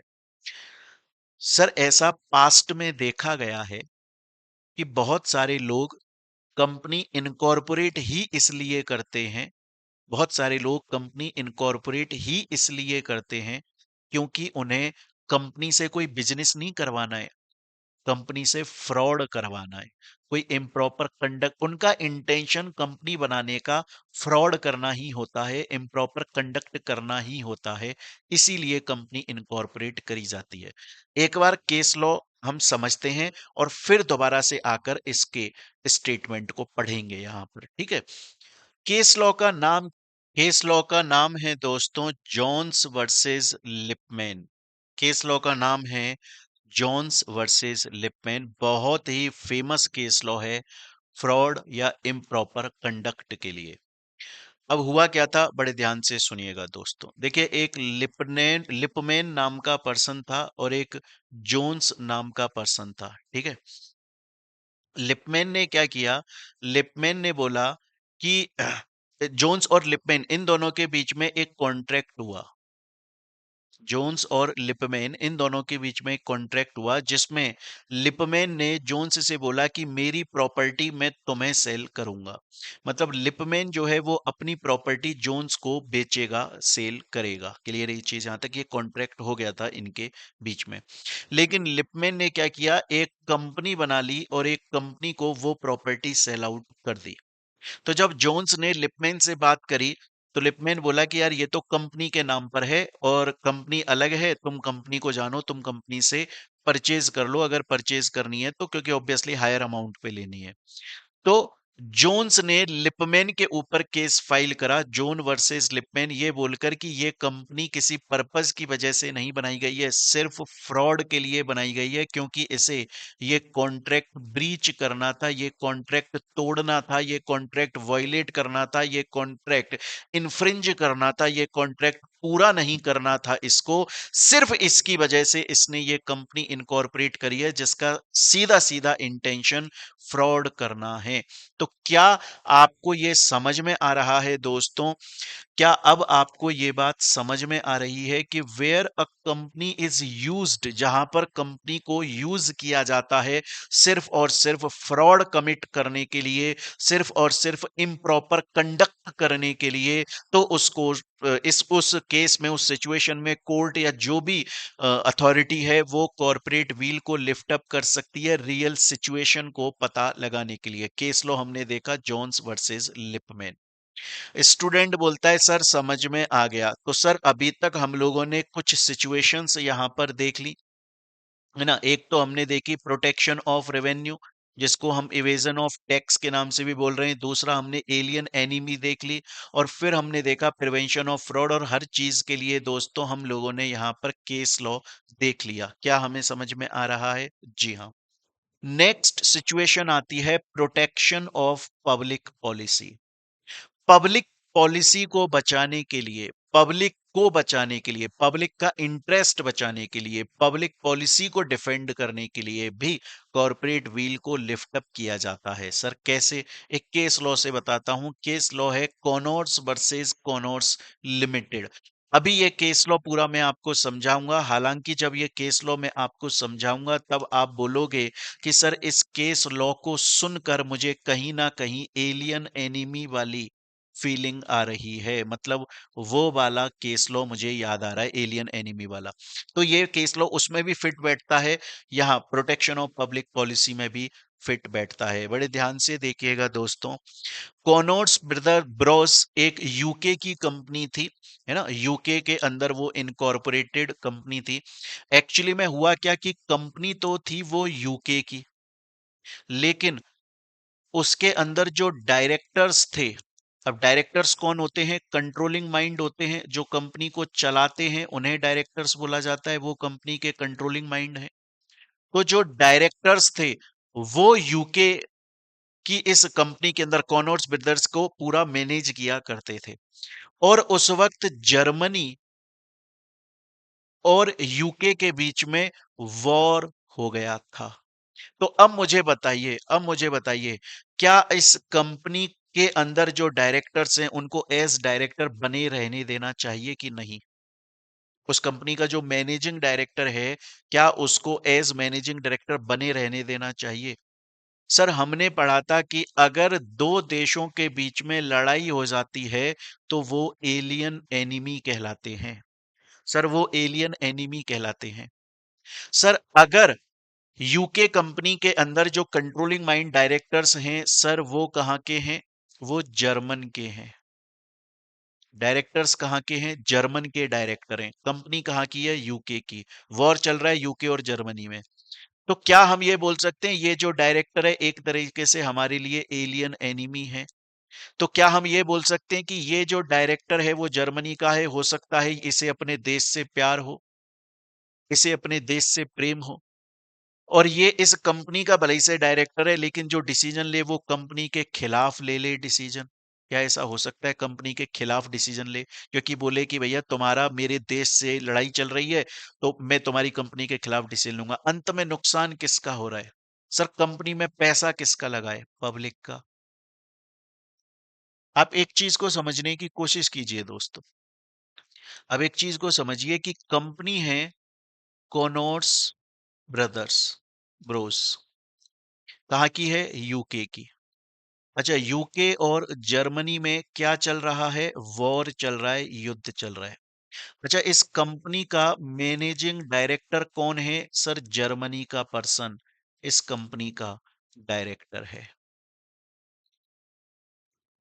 अब आप सोचिए कि एक ऐसा बंदा जो उस देश का है जिस देश के साथ में हमारा वॉर चल रहा है, और वो हमारे देश की कंपनी, हमारे मतलब यूके की कंपनी के अंदर डायरेक्टर है, क्या वो फ्रॉड नहीं करेगा? क्या वो बंदा फ्रॉड नहीं करेगा? सर वो बंदा बिल्कुल फ्रॉड करेगा या कर सकता है। तो चाहे से अभी तक उसने फ्रॉड नहीं किया, लेकिन क्या पब्लिक पॉलिसी में पब्लिक को ध्यान में रखते हुए, क्योंकि क्योंकि इस कंपनी के अंदर पैसा किसने इन्वेस्ट किया? पब्लिक ने। पब्लिक क्या बोलेगी? अरे बाप रे यार, ये जो मैनेजिंग डायरेक्टर है यार, ये तो जर्मनी का है ना यार, तो यार ये तो अपने देश के फेवर में डिसीजन लेगा ना, चाहे से हमारी कंपनी का डायरेक्टर है, लेकिन फिर भी ऐसे जानबूझ के ऐसे डिसीजन लेगा जो कंपनी का नुकसान करवाएंगे, मतलब अंत में हमारे पैसे का नुकसान करवाएंगे, पब्लिक का नुकसान करवाएंगे। तो इसने सोचा कि ऐसा है भैया कि इस डायरेक्टर को यहां से हटाया जाना चाहिए for the protection of public policy. आ रही है मेरी बात यहां तक समझ में? तो देखिए एक बार अपन इसको पढ़ते हैं। The court invariably lift up the corporate wheel को कोर्ट लिफ्ट अप कर सकता है, या disregard the corporate personality of A company, या कंपनी की जो कॉर्पोरेट पर्सनैलिटी है उसे डिसरिगार्ड कर सकता है, मतलब सेपरेट लीगल एंटिटी कैरेक्टरिस्टिक को वहां पे हटा सकता है, to protect the public policy and prevent transactions contrary to public policy. और ऐसा कोई भी डिसीजन अगर ये डायरेक्टर ले जो कि कॉन्ट्ररी हो जाए कंपनी के और पब्लिक के, उसे रोक दो, उस डायरेक्टर को वहां से हटा दो। स्टूडेंट बोलता है सर मेरे को यहां तक की कहानी समझ में आ गई, यहां तक सर मेरे को 0% की प्रॉब्लम है, एक एक चीज समझ में आ चुकी है और हर कॉन्सेप्ट सर मेरे को क्लियर हो चुका है। नेक्स्ट सिचुएशन पर चलते हैं दोस्तों, जिसमें कॉर्पोरेट व्हील को लिफ्ट अप किया जाता है। बड़े ही ध्यान से सुनिएगा। नेक्स्ट जो हमारा सिचुएशन है वो है कंपनी इज शेम और clock. Sir company is shame और क्लॉक का मतलब क्या होता है? क्या मीनिंग होता है शेम या क्लॉक शब्द का? दोस्तों इसका मतलब होता है नॉट क्लियर या नॉट ट्रू, या जो जैसा है, जो जैसा दिख रहा है एक्चुअली में वैसा है नहीं। हमें जैसा दिखाई दे रहा है वो सच्चाई नहीं है, धुंधलापन है, असलियत दिखाई नहीं दे पा रही है कुछ और, दिख कुछ और रहा है। उसे बोला जाता है शेम और क्लॉक। क्या बोला जाता है मित्रों? उसे बोला जाता है शेम और क्लॉक। क्या मेरी बात आपको समझ में आ रही है? दोबारा से बोलता हूं कि शेम या क्लॉक का मतलब होता है जो ट्रू नहीं है, जो सच नहीं है, जो सही नहीं है। हमें दिखाई तो दे रहा है कुछ, लेकिन सच में जो दिखाई दे रहा है वही उसका मीनिंग नहीं है, वही उसका मतलब नहीं है, वो सच नहीं है जो हमें दिखाई दे रहा है, इसके पीछे कुछ और ही कहानी चल रही है। राम मंदिर में जो चंदा चोरी हुई है वो चंपत राय ने नहीं करी है, लेकिन करने वाले शायद कहीं और बैठे हैं, कहानी कुछ और ही चल रही है। अरे मेरी बात यहां तक समझ में दोस्तों? इसको हम एक केस लॉ से समझेंगे, आपको एक एक चीज क्रिस्टल क्लियर हो जाएगी। बहुत ही फेमस केस लॉ है जिसका नाम है Gilford motor company limited versus horn. बड़े ध्यान से सुनिएगा, बहुत ध्यान से सुनिएगा। देखिए एक ना हॉर्न नाम का व्यक्ति था। क्या नाम था उसका? हॉर्न। और वो हॉर्न काम किया करता था, मतलब वो एम्प्लॉय था गिलफर्ड कंपनी का। ठीक है। तो गिलफर्ड कंपनी कोई भी पर्टिकुलर काम किया करती थी। जस्ट फॉर एग्जाम्पल मैं लेता हूं, मान के चलो वो इस तरह के कीचेन बनानी थी। एग्जाम्पल ले रहा हूं, एग्जाम्पल मान के चलो कि वो गिलफर्ड कंपनी इस तरीके के कीचेन बनाती थी। तो गिलफर्ड कंपनी ने इस हॉर्न कंपनी के साथ में एक, मतलब ऑब्लिगेशन डाल दी, एक तरीके का ये कॉन्ट्रैक्ट डाल दिया कि तुम हमारे जो कस्टमर्स हैं उनको डील नहीं करोगे, उनको सॉलिसिट नहीं करोगे। बहुत बार क्या होता है दोस्तों, जैसे आज मान के चलिए मैं एक कंपनी में चला गया और वो कंपनी माउस बनाती है। अब उस कंपनी के पास में माउस खरीदने वाले कस्टमर्स आते होंगे, रॉ मटेरियल देने वाले आते होंगे। तो मैंने वहां 2 साल काम किया, मैंने सबसे अच्छी जांच कर ली, सबसे अपना व्यवहार बना लिया, सबसे रिलेशन बना लिया, सबके नंबर ले लिए, और कंपनी छोड़ के फिर मैंने अपना खुद का एक बिजनेस स्टार्ट कर दिया माउस का, और जितने भी कस्टमर्स थे उनको सॉलिसिट कर लिया। ऐसा होता है, ऐसा होता है। तो ये जो गिलफर्ड कंपनी थी, गिलफर्ड कंपनी ने हॉर्न अपने एम्प्लॉय से बोला कि तुम इस तरीके का कोई बिजनेस करके हमारे जो कस्टमर्स हैं उनको सॉलिसिट नहीं करोगे, अपनी तरफ खींचोगे नहीं, गलत काम नहीं करोगे। हॉर्न ने बोला नहीं करेंगे, लेकिन हॉर्न ने एक कंपनी इनकॉर्पोरेट कर दी, और उस कंपनी और वो कंपनी सेम काम करती थी जो वो गिलफर्ड कंपनी किया करती थी, वो सेम काम करने लगी वो कंपनी। और उस कंपनी ने इस कंपनी के कस्टमर्स को सॉलिसिट कर लिया, अपने पास में खींच लिया, नए नए ऑफर देकर, सस्ते पर देकर, जो भी एक्स वाई जेड। तो यहां पर हमें क्या पता लग रहा है? हमें यहां पर यह पता लग रहा है, ये जो हॉर्न है, इसने ये जो कंपनी इनकॉर्पोरेट करी, ये क्यों करी थी? सिर्फ एक क्लॉक या शेम की तरह इनकॉर्पोरेट करी थी। मतलब हमें ये दिखाई दे रहा है कि ये कंपनी बनाई ही एक फ्रॉड करने के लिए है। मतलब ये हमें ये लग रहा है कि कर एक्चुअली में बिजनेस ये कंपनी रही है कस्टमर के साथ में, पर एक्चुअली में बिजनेस कंपनी नहीं बल्कि हॉर्न कर रहा है, और उसने ये गलत किया है गिलफर्ड कंपनी के साथ में। इसीलिए गिलफर्ड कंपनी ने उसके ऊपर केस फाइल कर दिया, Gilford motor company limited versus horn. और केस में क्या जाएगा? चाहे से सेपरेट लीगल एंटिटी है, चाहे से ये कंपनी सेपरेट है, फिर भी हॉर्न ने इस कंपनी को एज क्लॉक या शेम बनाया है, सिर्फ कस्टमर्स को सॉलिसिट करने के लिए बनाया है, फ्रॉड इंटेंशन के साथ में बनाया है। देखिएगा, where the company is mere shame and was really a ploy used for committing illegalities and to defraud people, लोगों के साथ में गलत करने के लिए तो कॉर्पोरेट व्हील को लिफ्ट अप किया जाता है। क्या दोस्तों, यहां तक अभी तक हमने जितनी सिचुएशंस पढ़ी, क्या सभी समझ में आ रही हैं? क्या दोस्तों, जितने केस लॉज मैंने यहां पर आपको बताए, क्या आप अपनी कॉपी में लिखते हुए जा रहे हो? प्लीज आप ये मत बोलना दोस्तों कि सर आप हमें बोल दिया करो कि हम कहां पर लिखें। आप लोग यार कोई पांचवी छठी के बच्चे हो क्या? देखो, फ्लो फ्लो में जब टीचर होता है ना, एकदम डीप डाउन घुस जाता है पढ़ाने में। मैं तो एकदम ना डीप डाउन घुस जाता हूँ पढ़ाते में। तो मुझे ऐसा लगता है कि बच्चा देख रहा है ना, तो इसको पॉज कर लेगा, लिख लेगा इसको। तो आप इसको लिख लीजिएगा। आपको ये लिखना है, ये वाला केस लो, तो आप पॉज कर लीजिएगा क्लास को और लिख लीजिएगा दोस्तों। ठीक है ना? जो जो चीजें आपको लिखनी है वो आप केस लो लिख सकते हैं। ठीक है, चलिए सर, यहां तक कि हमें समझ में आ गई। नेक्स्ट सिचुएशन पर चलते हैं जिसके अंदर कॉर्पोरेट व्हील को लिफ्ट अप किया जाता है। वो है to punish for contempt of court. बहुत बार क्या होता है, कंटेम्प्ट ऑफ कोर्ट का मतलब क्या है? कंटेम्प्ट ऑफ कोर्ट का मतलब होता है कि कोर्ट ने कोई ऑर्डर पास किया, कोर्ट ने, है ना, इसे ऐसे समझ लेते हैं। सपोज करिए कि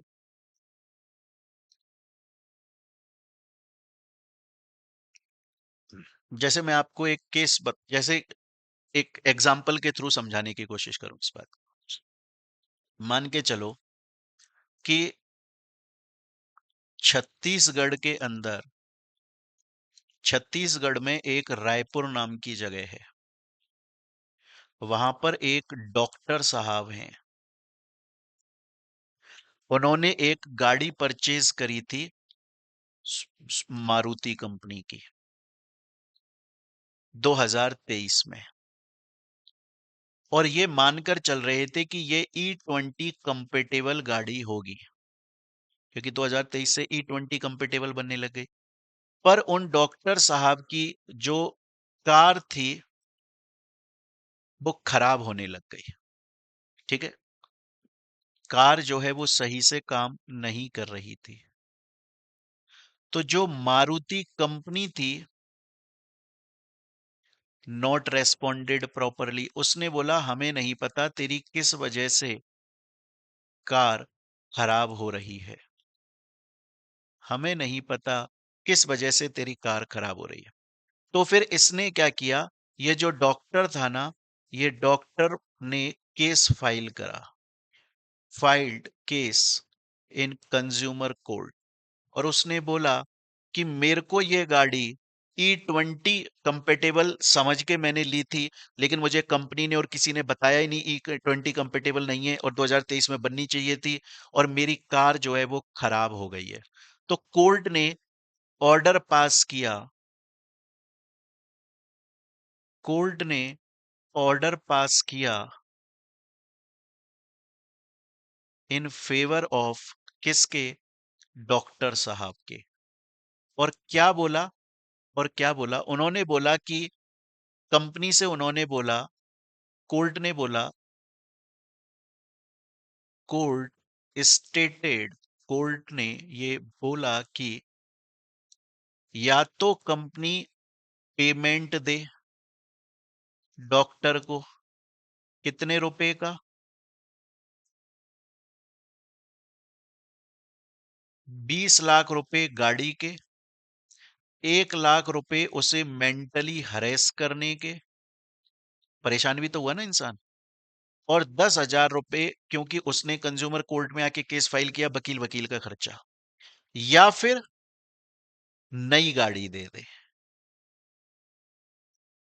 अब ये ऑर्डर आ गया कोर्ट का, तो क्या ये ऑर्डर कंपनी को मानना चाहिए? सर मानना चाहिए, अदरवाइज ऊपर वाले कोर्ट में जाना चाहिए, अपील लगानी चाहिए।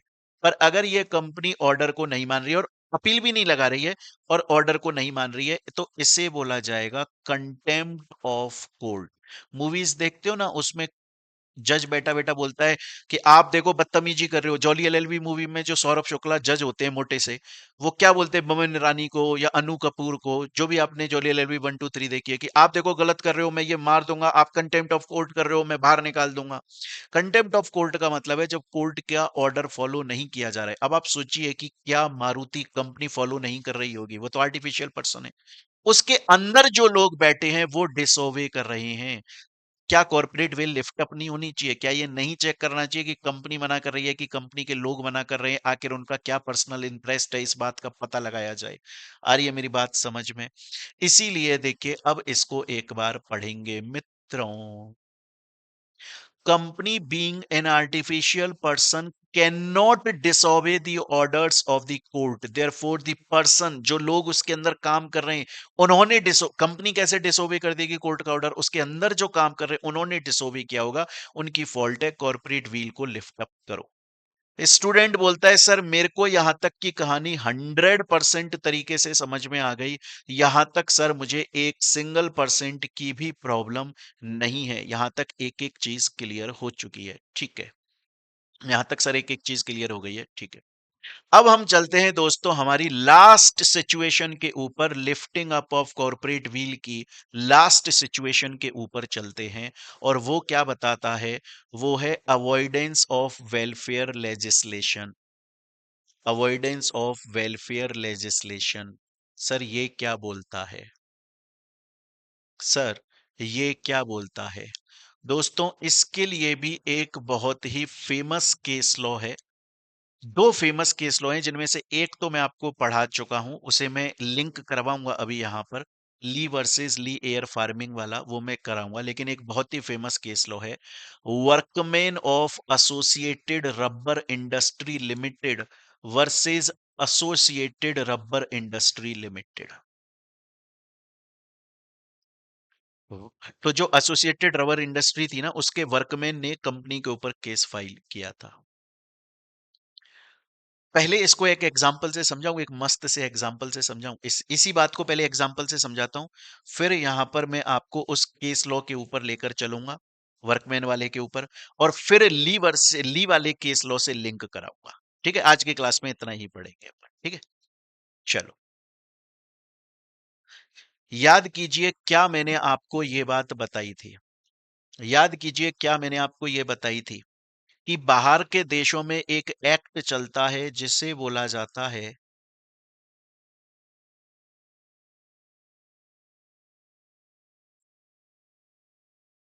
Workman compensation act 1992। क्या मैंने ये बात बताई थी कि बाहर के देशों में एक एक्ट चलता है जिसे बोला जाता है वर्कमैन कंपनसेशन एक्ट 1992? और क्या मैंने तभी आपको यह भी बताया था कि इंडिया के अंदर जो एक्ट चलता है उसे बोला जाता है एम्प्लॉय कंपनसेशन एक्ट 1923? जी हाँ सर। क्या बोलता है वो एक्ट? क्या बोलता है? वो ये बोलता है कि अगर कंपनी का कोई भी एम्प्लॉय या कंपनी का कोई भी वर्कर कंपनी का कोई भी एम्प्लॉय या कंपनी का कोई भी एम्प्लॉय या कंपनी का कोई भी वर्कर कंपनी का काम करते हुए, चाहे से कंपनी की प्रीमाइसेस में काम कर रहा था, या बहुत बार होता है ना, कंपनी जैसे आज जेठालाल है, जेठालाल बागा को भेज देता है, जा उसके घर जाके ये काम करिया, तो वो वर्कर कंपनी का काम करने चाहे कंपनी की प्रीमाइसेस से बाहर गया हुआ है, अगर वो वर्कर इंजर्ड हो जाता है या उसकी डेथ हो जाती है, इंजर्ड हो गया तो जिंदा बच गया होगा, तो उसी को ही कंपनसेशन देगी कंपनी। कंपनी की जिम्मेदारी है कि उसको कंपनसेशन दिया जाएगा। आज सोचिए ना, मैं किसी कंपनी के लिए काम कर रहा हूं, मैं इंजर्ड हो गया, मेरा हाथ कट गया, मेरा पैर कट गया, तो यार अब जिंदगी भर के लिए मैं तो बेकार सा ही हो गया ना, तो मुझे तो कंपनसेशन तो मिलना चाहिए ना मेरे दोस्त। और अगर डेथ हो गई तो कंपनसेशन उसकी फैमिली को मिलेगा। ये एक्ट बोलता है एम्प्लॉय कॉम्पनसेशन एक्ट। इंडिया में एम्प्लॉय कॉम्पनसेशन एक्ट बोलते हैं, बाहर इसे वर्कमैन कॉम्पनसेशन एक्ट बोलते हैं। क्या यहां तक की कहानी समझ में आ रही है? सोचिए। सोचिए अगर मैं एक एग्जांपल बनाऊं, जस्ट एक एग्जांपल, फिर मैं केस लॉ भी पढ़ाऊंगा आपको वर्कमैन वाला, लेकिन एक एग्जांपल मैं पहले बताता हूं। लेट सपोज कि एक फैक्ट्री है, कंपनी की फॉर्म में है। लेट सपोज एक फैक्ट्री है, कंपनी की फॉर्म में है।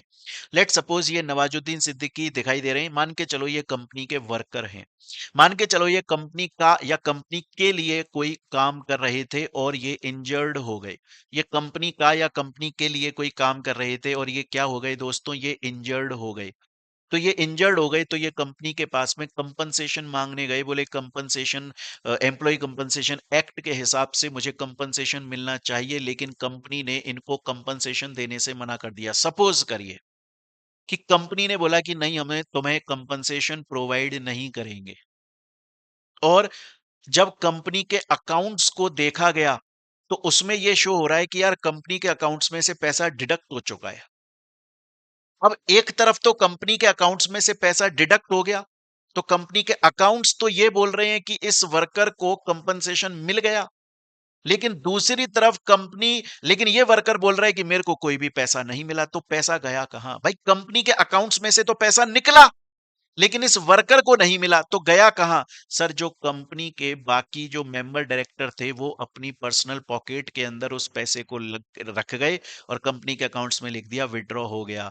तो क्या इनके ऊपर केस फाइल नहीं होगा? क्या कॉर्पोरेट वेल लिफ्ट अप नहीं होगी? क्या सिर्फ कंपनी पे पेनल्टी लगेगी? क्या लोगों पर पेनल्टी नहीं लगेगी? लगनी चाहिए। आ रही है मेरी बात समझ में? ये मैंने जस्ट एक जनरल आपको एग्जांपल बताया, थोड़ा थोड़ा सा इसका रेफरेंस देने के लिए। मुद्दे की बात करेंगे मेरे प्यारे प्यारे प्यारे, बहुत ज्यादा प्यारे बच्चों। केस लॉ को देखेंगे। केस लॉ का नाम है workmen of associated rubber industry limited versus associated rubber industry. आखिर ये केस लॉ किस बारे में बात करता है? बड़े ध्यान से सुनिएगा दोस्तों, बड़े ध्यान से सुनिएगा।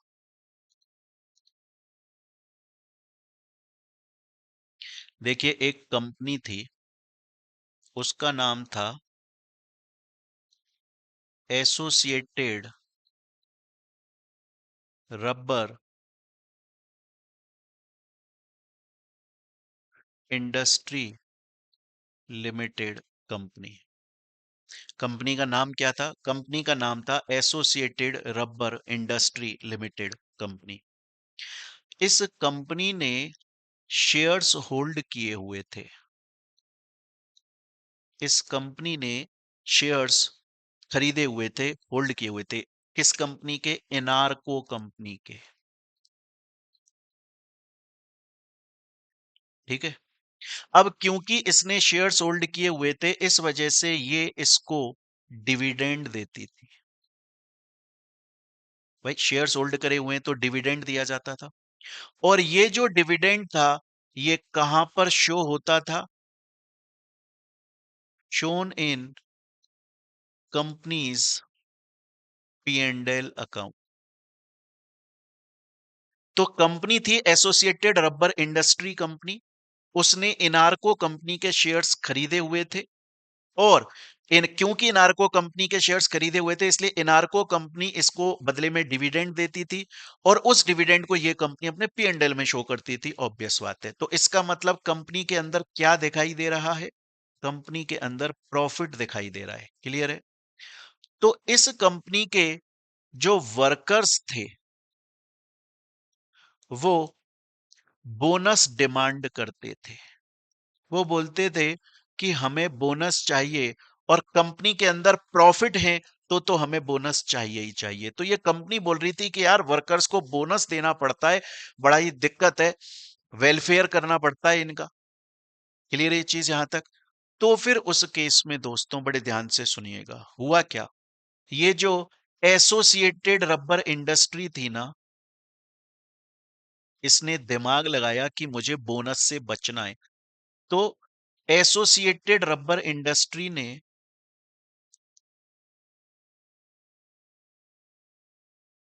इस एसोसिएटेड रबर इंडस्ट्री ने क्या किया? इस एसोसिएटेड रबर इंडस्ट्री ने एक कंपनी इनकॉर्पोरेट करी।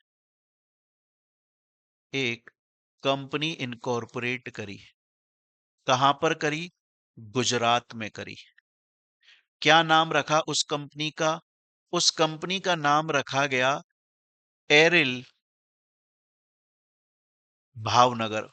गुजरात में भावनगर एक जगह है, तो एरिल भावनगर लिमिटेड। तो ये जो एसोसिएटेड रबर इंडस्ट्री थी, इसने एक कंपनी इनकॉर्पोरेट करी, एरिल भावनगर लिमिटेड। अब ये जो दोस्तों एरिल भावनगर लिमिटेड जो कंपनी थी ना, वो कोई भी बिजनेस नहीं करती थी। No independent business. वो कोई भी बिजनेस नहीं करती थी। तो क्या करती थी? जितने भी इनार्को कंपनी के शेयर्स थे, शेयर्स ऑफ इनार्को,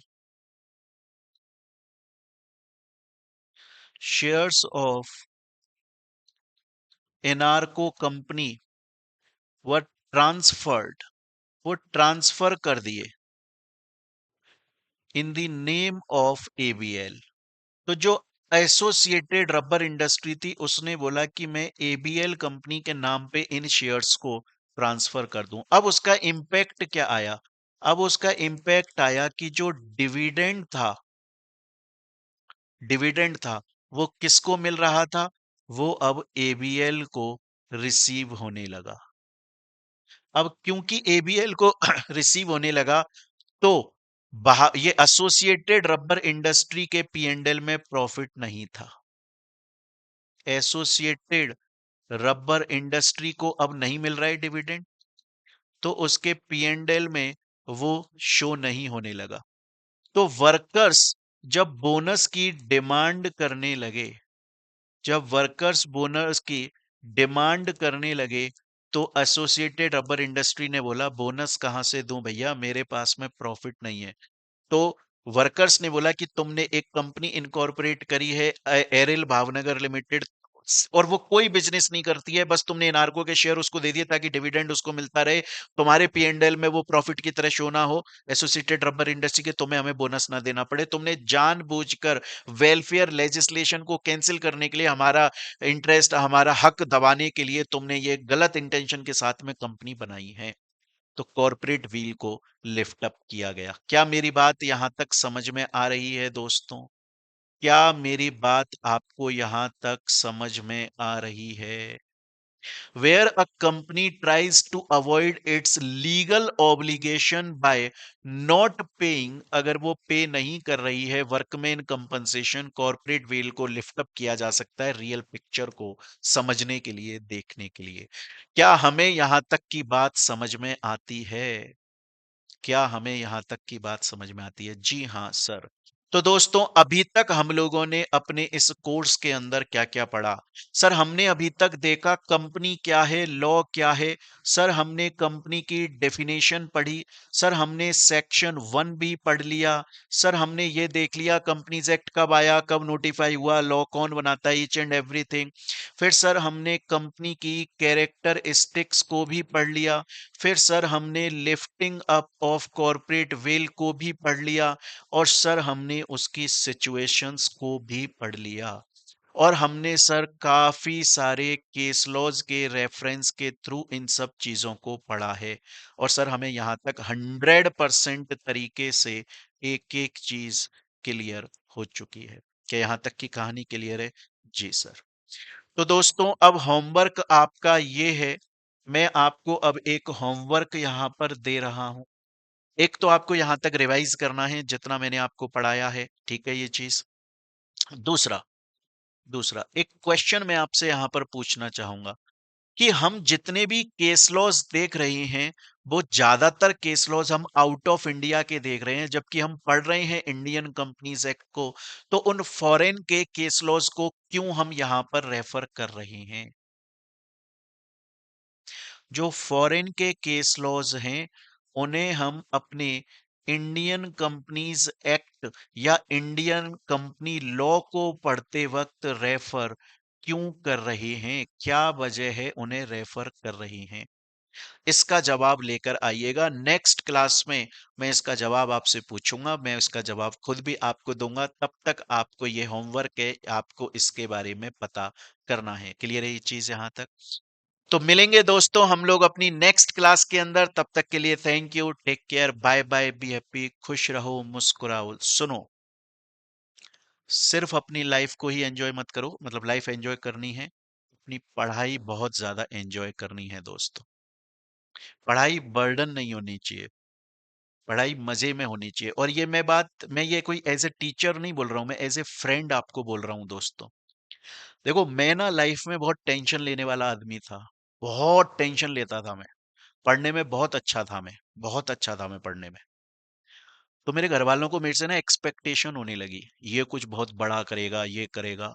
और मैं मेंटल प्रेशर में आने लगा कि अरे बाप रे, ये मैं इतनी एक्सपेक्टेशंस को कैसे फुलफिल करूंगा। वो थ्री इडियट्स का जो आर माधवन या वो सरमन जोशी वाला केस हो गया। फिर मैं बहुत टेंशन लेने लगा लाइफ में, जबकि सब कुछ मैं अच्छे तरीके से कर रहा था, अच्छा पैसा भी आ रहा है, सब कुछ था। टेंशन बहुत लेने, उससे हुआ क्या, कुछ नहीं, बस हेल्थ खराब होने लगी, मेंटल डिस्टरबेंस, मतलब मेंटली बंदा बहुत टेंशन में रहने लगा। तो अंत में ये समझ में आया कि यार चीज को अगर आप दिल से मन से करोगे ना तो मजा आएगा। और सिर्फ आप इसलिए पढ़ोगे कि पढ़ना है यार, अरे यार पढ़ना पड़ेगा डिग्री लेने के लिए, बिलीव कीजिए आप ना तो सही से पढ़ोगे, ना आप अपने कॉन्सेप्ट्स को क्लियर कर पाओगे अच्छे से, और ना ही दोस्तों आपको कोई अच्छा पैकेज मिलेगा। मैं डरा नहीं रहा हूँ, डिप्रेशन में नहीं दे रहा हूँ। आपने देखा है बहुत सारे ऐसे लोग होते हैं जो सीए सीएस सीएमए बन गए फिर भी उनका अच्छा पैकेज नहीं है। क्यों? नॉलेज ही नहीं ली उन्होंने, उन्होंने रट्टाफिकेशन किया। अब कंपनी डिमांड करती है उनसे स्किल्स, उन्हें पता ही नहीं है कुछ चीजों के बारे में। अब जब इतनी सारी चीजें डीप डाउन जाके पढ़ोगे तो आपको सब चीजें कॉन्सेप्ट क्लियर है, तो आप चीजों के बारे में बता पाओगे। आ रही मेरी बात यहां तक समझ में? तो मस्त रहा करो, घर वालों की, मम्मी पापा की इज्जत करो, सबका सम्मान करो, मस्त रहो, खुश रहने दो। मेरा एक दोस्त बहुत अच्छी बात बोलता है कि मोहित अगर तू खुद खुश नहीं रहेगा तो तू लाइफ में किसी को खुश नहीं रख सकता। अगर तू खुद खुश रहेगा तो जिंदगी में सबको खुश रख सकता है। तो मस्त रहा कर। मिलते हैं हम लोग अपनी नेक्स्ट क्लास में, तब तक के लिए thank you, take care, bye bye, be happy.